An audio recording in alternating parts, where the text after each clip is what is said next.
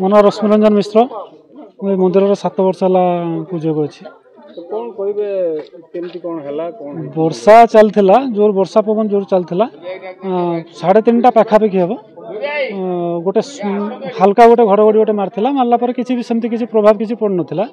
10 ସେକେଣ୍ଡରୁ 20 second ଭିତରେ 3ଟା ଲଗାତାର ଘଡ଼ଘଡ଼ି ମାରିଲା ପରେ ଯେଉଁଟା ମନ୍ଦିର ଭାଇବ୍ରେସନ୍ କରିଥିଲା। ମୁଁ ମନ୍ଦିରରେ ଉପସ୍ଥିତ ବି ଥିଲି, ଗୋଟେ ସାଇଡ଼୍ରେ ମୁଁ ଠିଆ ହେଇଥିଲି। ଭାଇବ୍ରେସନ୍ କଲାପରେ ସଡ଼ନ୍ ଗୋଟେ ଜଗନ୍ନାଥ ମନ୍ଦିରରୁ ଗୋଟେ ଯେଉଁ ଆମର ସାଇଡ଼୍ ଯେଉଁ ୱାଲ୍ ଯେଉଁ ଖସିକି ଯେଉଁ ପଡ଼ିଲା, ମୋତେ ଗୋଟେ ଶବ୍ଦ ହେଲା କିଛି ଗୋଟେ ଇଟା ପଡ଼ିଲା ଭଳି। ତାପରେ ମନ୍ଦିର ଖୋଲି ଦେଖିଲା ବେଳକୁ ମନ୍ଦିର ଭାଙ୍ଗିଛି, ଭିତରେ ୱାଲ୍ ସବୁ ଖସି ସବୁ ପଡ଼ିଛି।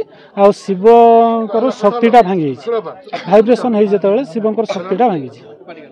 ଆଉ ମନ୍ଦିର ଉପରେ ଚୁଡ଼ି ଭାଙ୍ଗିଛି, ସାଇଡ଼୍ରେ ଯେଉଁ ଘଡ଼ଘଡ଼ି ମାରିଲା ପରେ ତାର ପ୍ରଭାବ କିଛି ପଡ଼ିଛି ମନ୍ଦିର ଉପରେ। ଅଧ୍ୟାପକ ସିଦ୍ଧେଶ୍ୱର ସାହୁ, ଘର ହରିପୁର।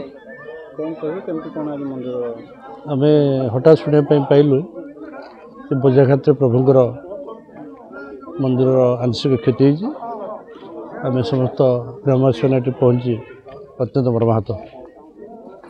କଣ ସବୁ କ୍ଷତି ହେଇଛି? ଜଗନ୍ନାଥ ମନ୍ଦିର ବାମ ପାର୍ଶ୍ୱରେ ଅଗ୍ରଭାଗରେ କିଛି ଆଂଶିକ ମନ୍ଦିରରୁ ଭଗ୍ନାଂଶ ଖସି ପଡ଼ି ତଳକୁ, ଏଥିସହିତ ପ୍ରଭୁ ଶିବ ମନ୍ଦିରର ବାମ ପାର୍ଶ୍ୱରେ ଯେଉଁ ନାଗଦେବତା ଥିଲେ ତା ମଧ୍ୟ ଆଂଶିକ କ୍ଷତି ହେଇକି ତଳକୁ ଭାଙ୍ଗି ପଡ଼ିଛି।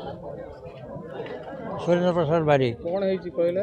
ଏ ଯେଉଁ ଘଡ଼ଘଡ଼ି ମାରିଲା ଏତେ ଜୋର ହେଲା ଯେ ବଜ୍ରାଘାତ ହେଲା, ଯାଦ୍ୱାରା ମନ୍ଦିରର ଜଗନ୍ନାଥ ମନ୍ଦିରର ଭିତର ପଟରୁ ଠାକୁରଙ୍କ ପାଖରେ ପଡ଼ିଛି, ସିମେଣ୍ଟ ଝଡ଼ିକି ପଡ଼ିଛି। ଆଉ ଶିବ ମନ୍ଦିରର ଆପଣଙ୍କର ଯେଉଁ ଶକ୍ତିଟା ଭାଙ୍ଗି ଯାଇଛି।